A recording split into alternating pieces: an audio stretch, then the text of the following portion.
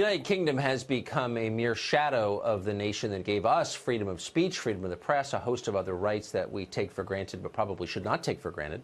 Nobody knows that better than Tommy Robinson. In May of this year, he was arrested for attempting to cover the trial of a sexual grooming gang in the UK. For speaking out loud on the sidewalk, he was taken to prison. With barely any time to muster a defense, he was tried and sentenced to 13 months in jail. Now, after more than 2 months behind bars in solitary confinement, during which time he was attacked by journalists in the UK. Almost nobody defended him. But tonight he has been released on bail after winning an appeal. Tommy Robinson joins us now for his first and only interview. Tommy Robinson, thank you very much for agreeing to talk to us. I know that you've spent the last 2.5 months by yourself in a cell, so you're probably feeling a little bit bewildered to be out. Tell us what it was like for you behind bars. For me, behind bars, the way I was treated, I was taken to a prison with quite a low Muslim population. What I'm known for is criticising Islam, so there's been many planned attempts to murder me and kill me in this country. I was taken to a prison with a low Muslim population of 7%, where things were relatively normal. I was separated from other prisoners, but the prison officers made sure they opened my doors multiple times during the day, and they took me out to play pool and snooker with themselves. I was then taken from that prison and transferred to another prison. And I was transferred to the prison with the largest Muslim population in the UK for a CCAT prison. I was then put on solitary confinement, where I spent 2 months not seeing or speaking to anybody, and they used the reason that I was in danger.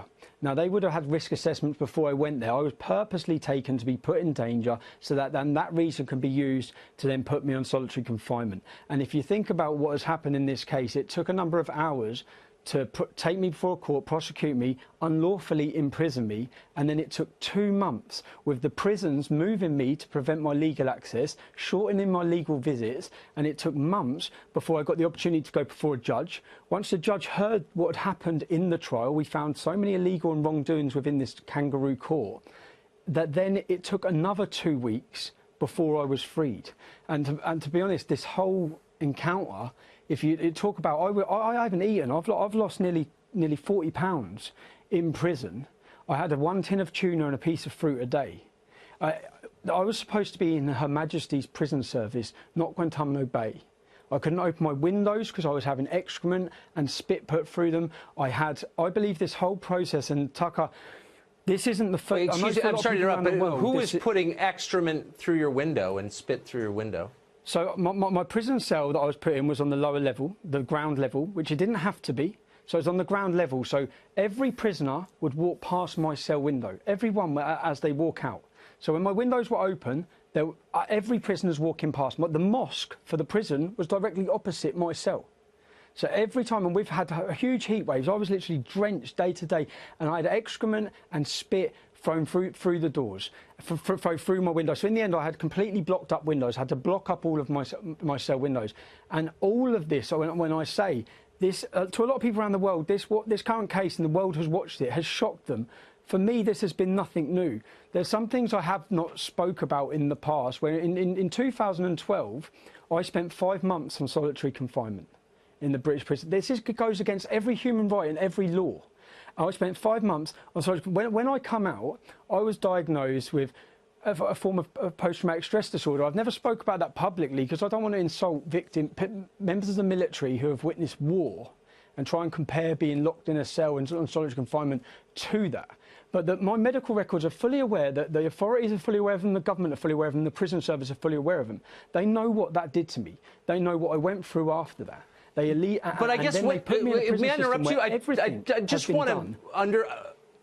just want our viewers to understand why this happened to you in the first place. You went to prison in a supposedly free country for expressing unfashionable opinions in public.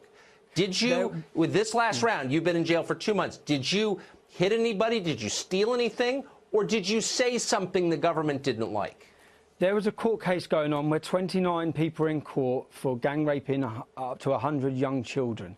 Now, I stood outside the court and I spoke, and all I done was read a BBC News article that is still online now for millions of people to see. Now, and I was taken and everyone would have watched the video, they said for a breach of the peace, they transported me to a police custody, and then my solicitor contacted the police custody. Then they emailed my solicitor, which my solicitor has this email, saying I was being released. Then they took me in a van back to the court through the back door. They put me up before a judge, and media reports have said that I pled guilty. At no point was I even asked whether I was guilty or not guilty. I was not even told, and I still, to this point now, have not been told and do not know what it is I'm deemed to have done wrong. In a British court of law, for a fair trial for anyone, they have to understand what it is they're being accused of.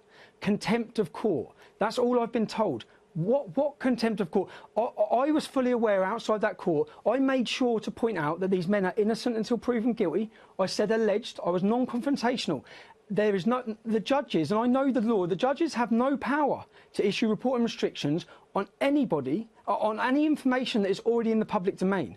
I was taken and whisked away, and what we've seen this week is the highest judge in our country has completely condemned this as flawed, completely criticised the handling of this case, the kangaroo court style it was to imprison me, and my biggest concern with it is, at this time, that when this has happened, and so many people, I say thank you to the Middle East Forum, a thank you to Congressman Gosar, a thank you to Ambassador Brownback, people, a thank you to yourself, Tucker, people who come out, because we know that in this country, anyone who speaks about Islam, you can be a complete liberal. The minute you mention, criticise Islam, you are deemed and attacked by everybody. Now, and people put their neck on the line. Let me just ask you now, did anyone defend you? I mean, even if people disagree with you, you would think some would say he has a right, this man has a right to express his opinions. Did anybody defend your right to say what you think is true? Everyone of authority and every media company and mainstream media lined up to completely do hatchet jobs about why I should be in prison and how I deserve to be in prison. And the worst one, I'm reading a human rights lawyer defending why I should be in prison. Now, I'm in prison. I'm facing absolute. Yep. They know what they're doing to me. They know. At the time when I was in prison, they then come and see me in my prison cell and say, police are on their way to your house because there's intel there's going to be acid attacks against your wife. Now, I'm sorry, Tommy. We're out of time, okay. And on that sad note, I wish you good luck in recovering from this and on the time you're going to take off. And I just want our viewers to understand that this has happened in a country that we believed was free, and without our vigilance, it could happen here. That's not hysteria. It's real. Tommy Robinson, thank you very much. Yeah.